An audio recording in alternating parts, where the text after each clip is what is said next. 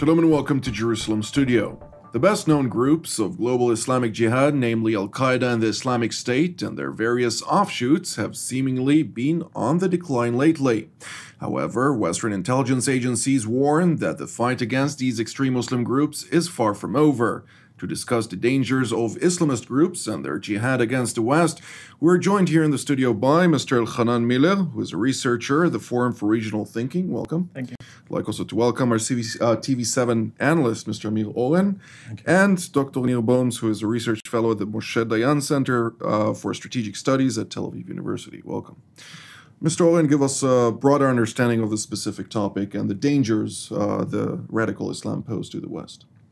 We probably all remember that fateful Tuesday, September the 11th, 2001, which changed everything in this world.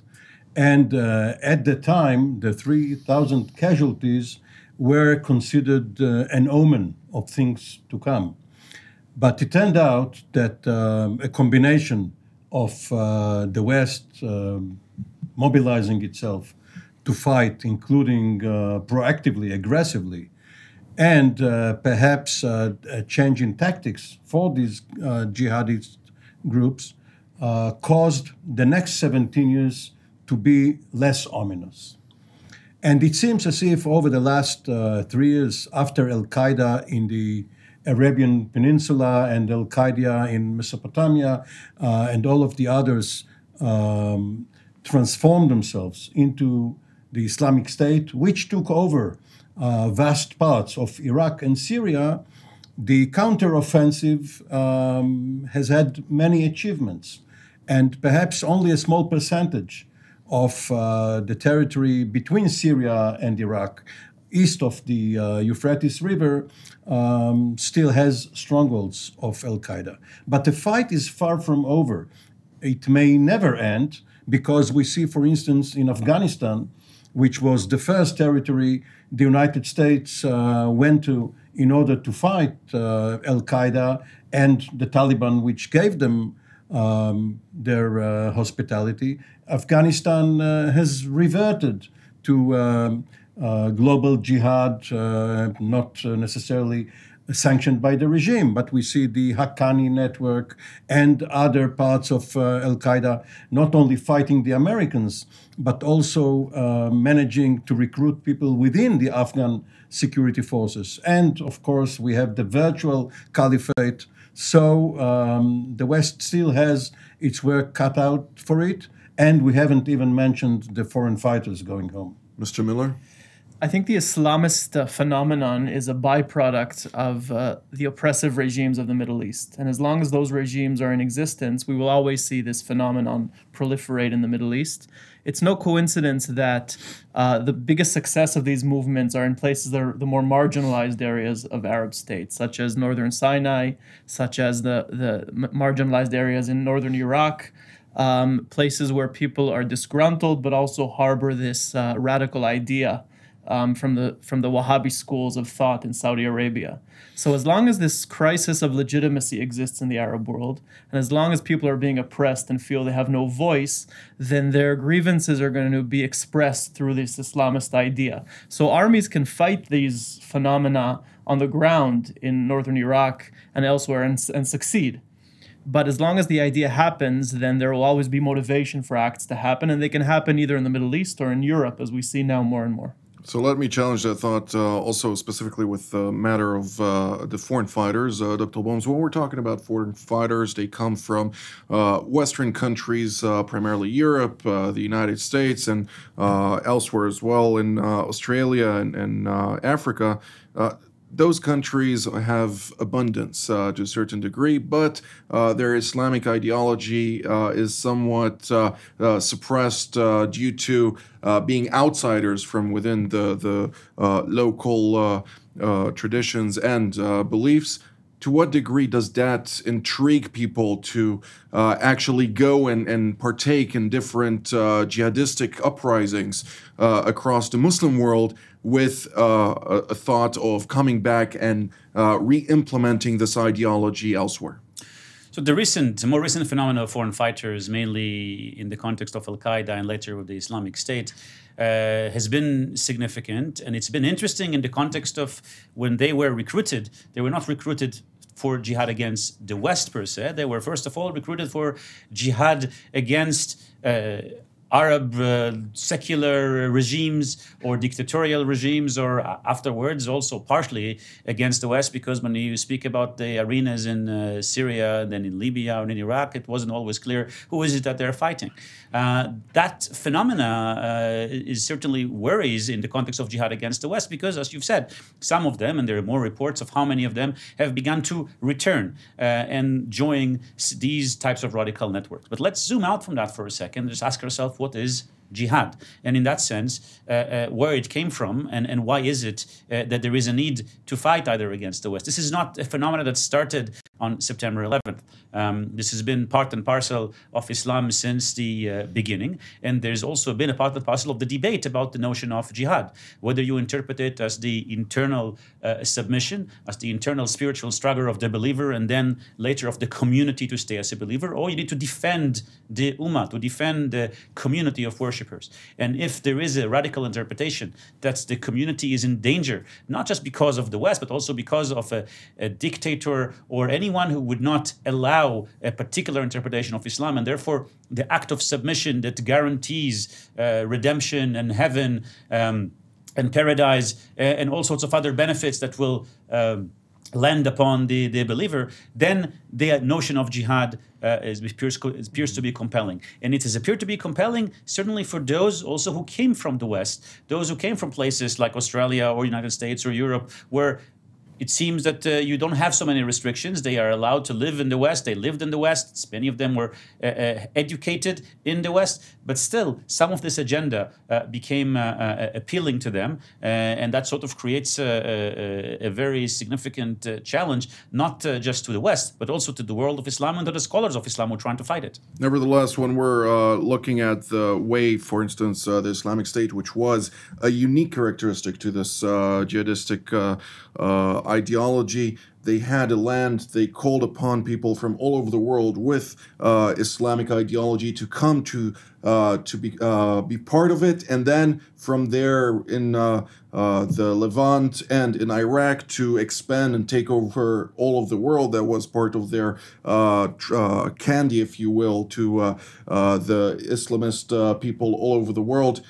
To what degree is this ideology actually diminished? Because, of course, they suppressed the Islamic State as an organization, even though just last week we heard the U.S. representative for Syria engagement speaking about how this fight against Islamic State and Jabhat al-Nusra and so on is far from over. To what degree is this ideology eradicated, considering also the fact that those foreign fighters are indeed, again, trying to make their way to the lands that they were initially immigrated to and then took part in becoming citizens? So several points here in your exposition. First, I would like to take exception partly to what Elhanan said regarding the trodden of the earth or the oppressed rising against the oppressors. It is partly true, but this would hold true even more so for Shiites, while the global jihadists are mostly Sunni. And they started out in the 1980s against the Soviets in Afghanistan. The Soviets were infidels, but they were not Westerners. And the United States at the time helped the Mujahideen against the Soviets, not recognizing that they are going to become the greater danger. Also, Osama bin Laden and others were quite well-to-do. Osama bin Laden personally came from a very wealthy family, but others were professionals, engineers, or the like. We know that many of the 19 hijackers of 9/11 were not from the lower classes. They were ideologically motivated. Now, this notion of gradualism, of going stage by stage, of course, is central to the interpretation of Islam. any territory which at one time or another came under the domination of Islam should at one time or another be liberated, including Andalusia in Spain. Every piece of land, including Israel and many other places. The question is regarding the tactics. Are you going to do it at one lump, or are you taking Baghdad first and then taking Manhattan? And al-Qaeda was for a slower process. Al-Qaeda wanted to attack the West in its bastions, the Pentagon, Wall Street, and the rest. But the Islamic State, which was an offshoot of al-Qaeda at first, wanted to take over those countries of the Middle East, which would then become launching pads, first for the onslaught itself, and then to export the foreign fighters. Mr. Miller? Yeah, maybe just to clarify what I intended to say, certainly the leadership of the Islamist groups don't come from the impoverished areas. They do feed on that sense of grievance. Part of the sense of grievance has to do with the historic image of how they see history unfolding. And here we have the phenomenon of people imagining a glorious history, which was indeed glorious in the early years of Islam and in the early days of the Caliphate, where Islam expanded very quickly. And then in the Middle Ages, something went wrong for whatever reason, and they retreated. And then came imperialism or colonialism in the later years, and following World War I, divided up the Middle East into the modern nation states that we see today. And that is something that the Islamists can never agree to. And that's make Islam great again. Right, exactly. And they want to undo the imperialist imposition of these borders. And that's the biggest agenda, I think, of these groups, is undoing the Sykes-Picot borders. Now, this sense of grievance, this sense of Islam was wronged at some point and needs to go back to its days of glory when it expanded quickly, that's something that is common both to the poorer segments that can be radicalized because of their lack of good education, because of their chamber, sort of echo chamber that they're raised in with not much exposure to Western culture, but is done very nefariously and very deliberately by people who do have Western education, but still harbor these radical ideas. Dr. Boms, we have now a different perception of the strategy and the tactics of the different groups, whether it's the Muslim Brotherhood that actually seeks to integrate itself or infiltrate, more correctly, into Western civilization and then sprout out from within the institutions that already exist, as opposed to the Islamic State and al-Qaeda that indeed seem to seek different tactics on the gradual or the more expedited way to launch attacks against Western civilization. When we're looking at the ongoing perceptions or understandings of those dangers, on the one hand, we have stories from Germany, for instance, where a girl who was kidnapped by her Islamic State captor, fled to Germany, and then several years later, when the Islamic State was on the retreat, suddenly she saw her captor walking in the streets of Germany just as another refugee, which shows that the open borders policy of Angela Merkel at the time that allowed so many so-called refugees to enter into Germany and Europe at large, considering the fact that you can just roam freely in the continent, allowed a lot of Islamists with very extreme ideology to infiltrate into Europe, as opposed to Russian President Vladimir Putin, who has been crying out about this danger, saying that there need to be taken very concrete steps against Islamists, not when they come back, but when they're already on the ground, to kill them at the root.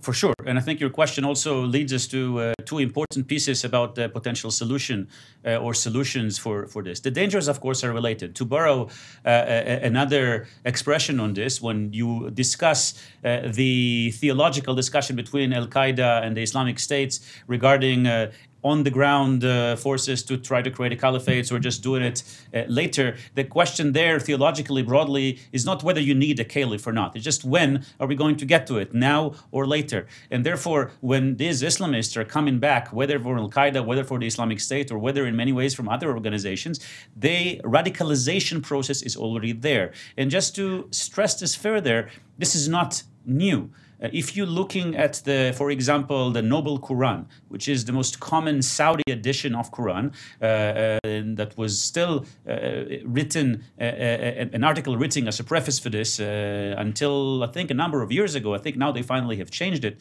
Abdul Hamid Muhammad bin Hamid, who has been the chief jurist of Saudi Arabia and the head of the main Mecca mosque, is writing a commentary about jihad in Sunnah and Quran and advocates this notion of jihad in English. And some of these assertions coming from Saudi Arabia in that sense were partly responsible for the radicalization of many.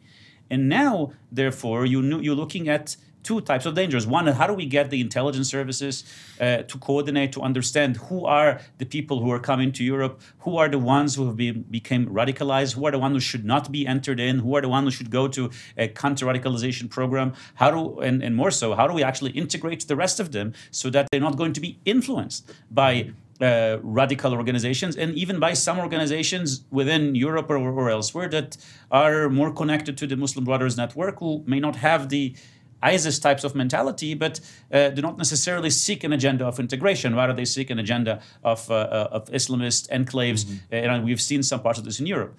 That's one part of it. And another part of it, perhaps deeper, is a process of introspection that begins in some places in Islam.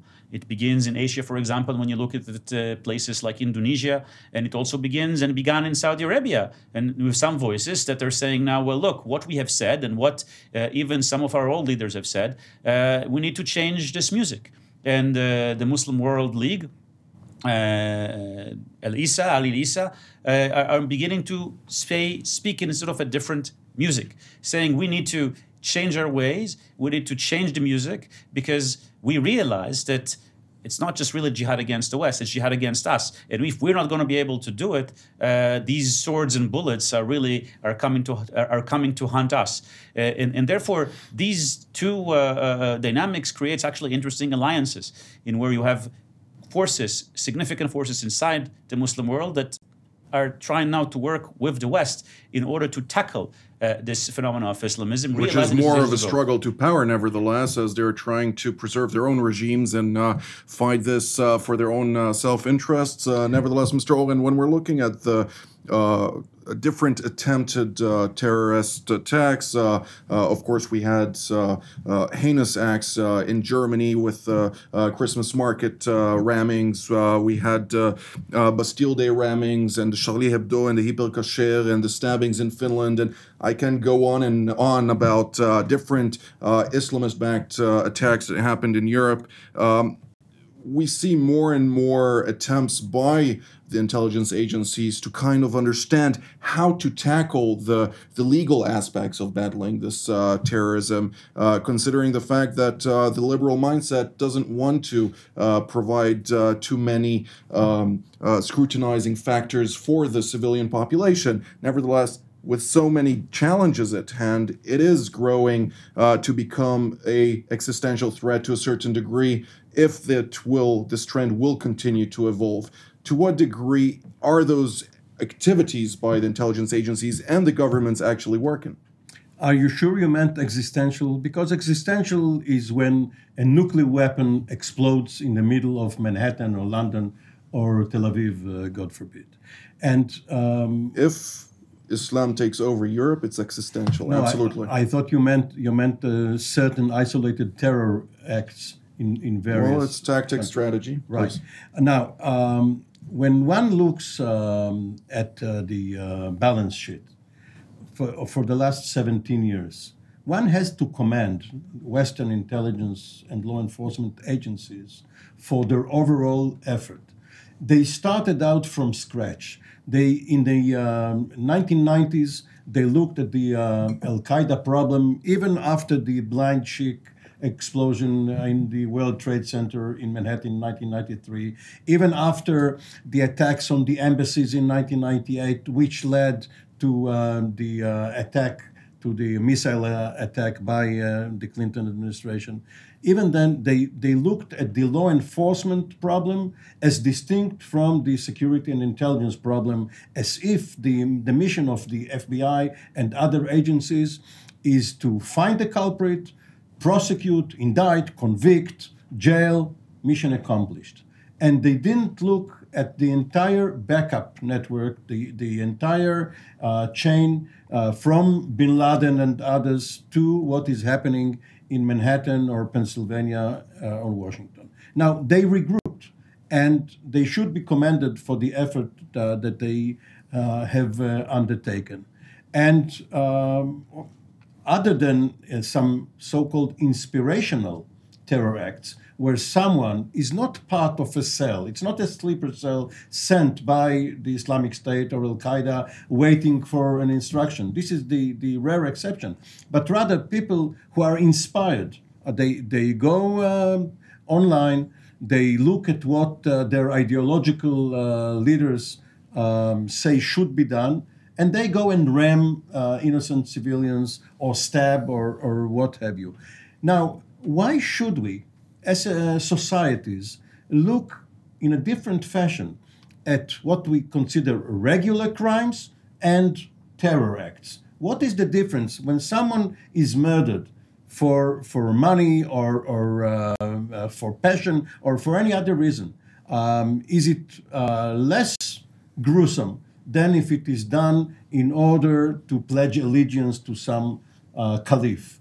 And if one looks at it in a more normal fashion, less hysterical, then one can accept the banality of evil and therefore belittle the impact of such terror acts on society, because, of course, a major part of the intention is to throw panic into the streets. Well, I can answer that to a certain degree. The act itself is maybe the same, but the goals are completely different. Mr. Miller, when we're talking about the challenges at hand, to what degree do you think that the West, even Australia to this time, when it's discussing the option of moving its embassy from Tel Aviv to Jerusalem, and hears from the Malaysian leadership that this may lead to Islamist motivated terror attacks in Australia, we hear so many things that are connected one to the other. To what degree is the West, Australia, and other more liberal democratic countries combating this effectively? I think they're still learning how to combat it. I think it's still a new game, and they're starting to process how to tackle with terrorism. Organizations use pretexts in order to justify violence. They need to convince the people that there's some sort of immediate justification for it. I would like to dwell a little bit on a point that Dr. Boms brought up, which is the second point of the soul searching, or to use an Americanism, to dry the swamp. Rather, not stop the perpetrator at the end when he gets to the street, but how to imagine a solution whereby there'll be less motivation. And that's a long process. It's a process of education. And it's a big challenge that rests on the shoulders mostly of educators and religious figures in the Islamic world. As long as it's tied with the regime and with political changes, it's very hard to imagine this change happening. But there are beginnings now of attempts to reimagine things because, as Dr. Boms mentioned, the first victims of these crimes, of these terror attacks, are Muslim states and Arab states. And Iraq, for example, and Egypt are the ones that have borne the brunt more than other countries. I don't want to compare this to 9/11, of course, which was a huge attack. But the people who suffer on a daily basis in Baghdad and in Cairo and in Damascus are the Arabs themselves. So they're the ones who are now beginning to initiate this process. But just to add one line, this is why General Petraeus and others have told the troops to discriminate when they are opening fire or even returning fire, because the difference between carpet bombing and precision-guided munitions is that you don't want to kill one terrorist and thereby create 10 additional motivation, ones. You want to tell the population that only those who deserve to be hit are. Nevertheless, when we're talking about states and the terror challenges that are faced by those, one of the main exporter of Islam into Europe is Turkey, funding dozens of mosques across the continent and trying to really bolster different organizations, one of which was actually designated by Germany as a terrorist organization eventually, which has links also to the IHH that was behind the flotilla that tried to breach the Gaza blockade back in several years back. To what degree do you believe that the latest challenges that Europe is trying to pose to Turkey and building mosques and going to political rallies in those countries is actually impacting the way it's perceived by the local communities who actually, contrary to what we might expect, go out and protest in favor of Turkey against those local countries of theirs? Well, I think very little. And in that sense, this is part of the price of the modern day and age. The reasons why somebody from Australia or from Germany, for that matter, is eventually can become radicalized is because the discourse in Australia itself, or in Germany for that matter, may not be relevant for him or her. He is connected by social media, by other means of media, to certain type of discourse that's coming from other places. And if it comes from Islamist circles, as it was the case for the majority of those who ended up volunteering and going out to fight in Iraq or in Syria, then that's their echo chambers. And if Turkey is not willing to stop that, and if Saudi Arabia is not willing to stop that, if Qatar is not willing to stop that, then that influence is going to continue. I think the Europeans are paying attention to that in the case of Turkey. I think Qatar presents other challenges in that sense. And I think the Saudis have begun to go to a trajectory of trying to stop some of that. And then we're in somewhat derailed with this whole horrible Khashoggi case. But really, a part of the ill preparedness has to do with this exact notion, understanding the force and influence of this radicalization process, trying to really go against it, but also how to tackle it. Because the way to tackle it is understanding this is an ideological struggle. And if you need to tackle it, you need to first deal with the source and also try to find alternatives and try to, again, trigger a very important discussion about what the jihad is. Closing statement?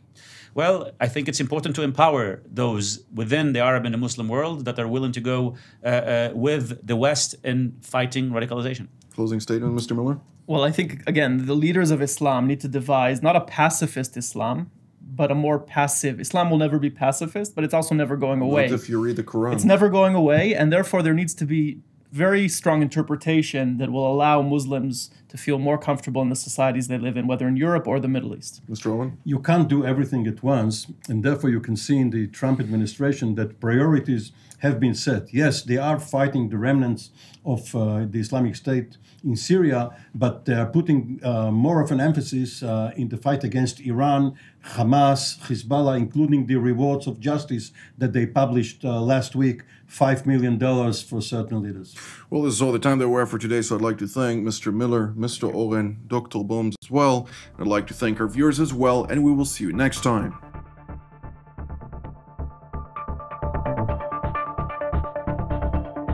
You just watched TV7 Jerusalem Studio. We encourage you to pray for the challenges raised in today's program. If you were blessed by our production, please consider supporting TV7 Israel. The details of our respective bank accounts for donations from Europe and the United States appear on the screen. Your generosity allows us to continue to serve God's calling, to broadcast content that truly matters through TV7 Israel from Jerusalem.